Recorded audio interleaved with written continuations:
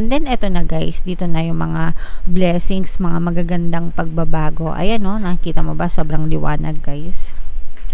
So, ito yung mga magagandang blessings, mga magagandang pagbabago, big happy changes na pwede nyo ma-experience guys sa buhay nyo in general.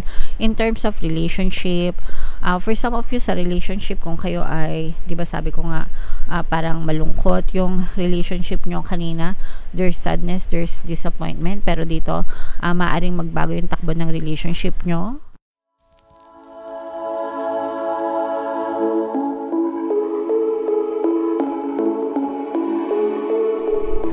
Hello guys, hello Libra, welcome back to Pinoy Pixie Tarot. Ang pamagat ng episode natin for tonight is first half 2024. So ito yung first 6 months guys ng ating 2024, January to June. Meron tayong yearly kapalaran, meron tayong pera kapalaran, and meron tayong blessings kapalaran for 2024. Lahat yan guys nandyan sa ating YouTube channel, sa ating homepage. Hanapin nyo na lang yung playlist mga kapixie, okay? And then ito bilang bahagi pa rin ng ating 2024 kapalaran series, titingnan natin yung mga ganap sa inyo sa loob ng first 6 months ng 2024. So unahin natin to guys, tingnan natin yung mga mensahe sa inyo ng inyong mga gabay. We have Magician and the Mirror in upright, financial constraints mga kapixie, and we have indecision in upright position. So ito guys, ito yung positive and negative energy. Unahin natin yung mga negative energy mga kapixie. Itong financial constraints, pagkagipit sa pera, okay, maaari kayong maka-experience ng problema sa pananalapi mga kapixie. So kung meron kayong, kung hindi nyo pa na-experience, mas maganda na mag-focus kayo sa abundance, no?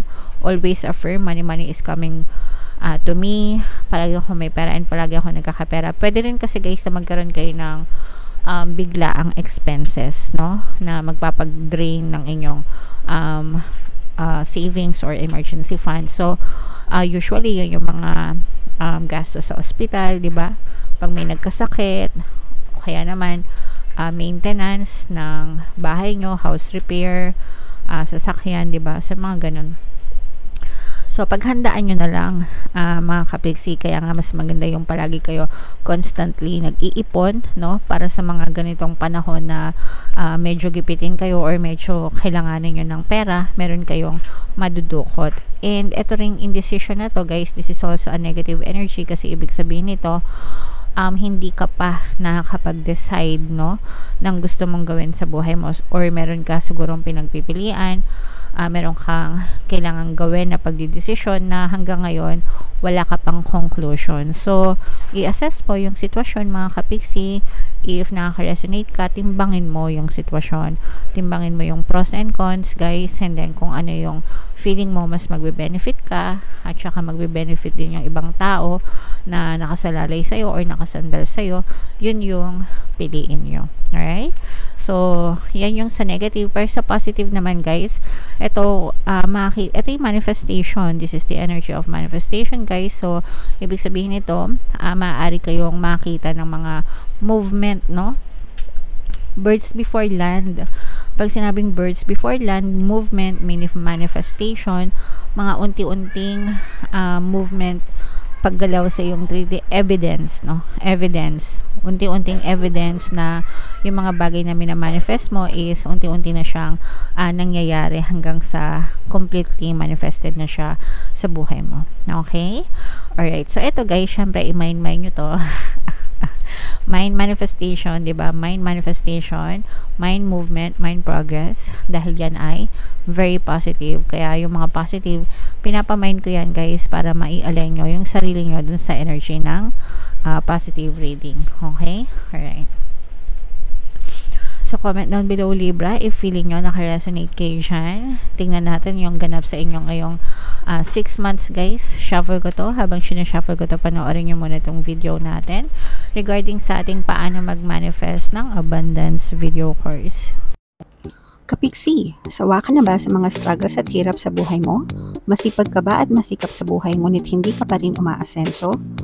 Ilang beses ka na bang nag-attempt magnegosyo at mag-invest pero palagi ka pa rin nalulugi? Sa pagkakataon na ito ay maaaring may subconscious beliefs ka na nagiging balakid sa iyong pag-unlad at pagyaman.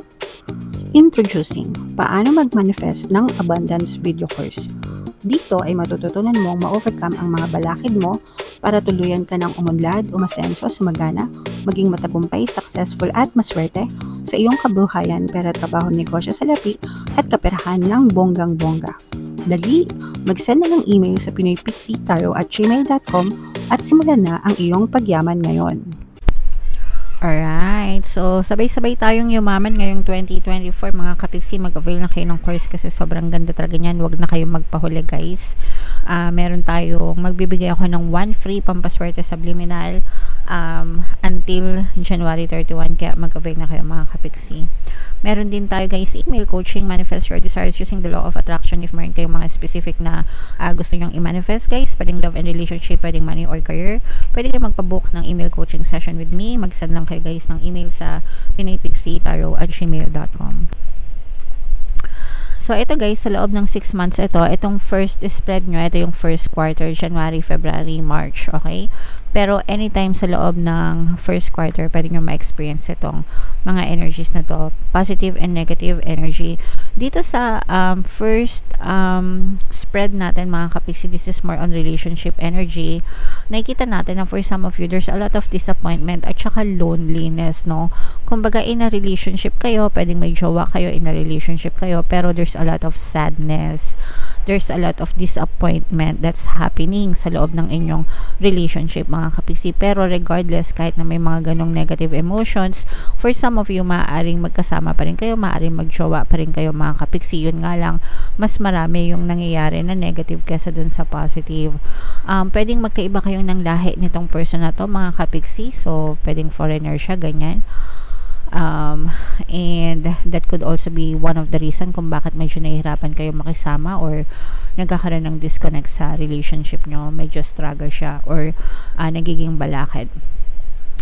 So, syempre guys, nasa pag-uusap lang naman to, no? Wala namang relasyon na hindi naayos sa mabuting usapan, and mas maganda na i-focus nyo yung attention nyo dun sa mga magagandang memories nyo with that person para ma-relieve yung ganong kasing emosyon versus dun sa mga negative. Kasi kapag tinitigan nyo yung mga negative na story with that person, mas lalong lalala yung inyong sitwasyon and mas lalong magsasuffer yung inyong relationship, lalo na kung wala namang kayong balak makipaghiwalay dun sa person. Okay? Sa pera mga kapiksi, second half guys, or second month, mag-ingat kayo kasi merong bagong opportunity na dadating sa inyo pagdating sa pera. This may be some kind of invitation, no? Fire sign energy, Aries, Leo, Sagittarius, parang iimbitahan ka nitong person na to na mag-invest sa kanya or sumali sa isang klase ng investment or kunwari trabaho, ganyan, pero scam yan. Okay, scam yan mga kapiksi, kaya mag-ingat kayo sa paglalabas ng pera. Walang masama mag-invest guys, ini-encourage nga natin kayo na mag-invest kayo, pero iwasan yung mga scam na investment. So dapat pag-aralan nyo mabuti yung mga pinapasok nyo na investment para hindi kayo malugi, hindi kayo maloko, hindi kayo mawalan ng pera. Okay? Kapag kayo ay nahulog dyan sa investment na yan mga kapiksi, maaari kayong mapasok, no? And maaari kayong tuluyan ng mawalan ng tiwala dito sa person na to. Fire sign energy and water sign energy mga kapiksi. Okay? So isa din pala sa pagiging indecisive nyo mga kapiksi, no, is parang wala kayong tiwala.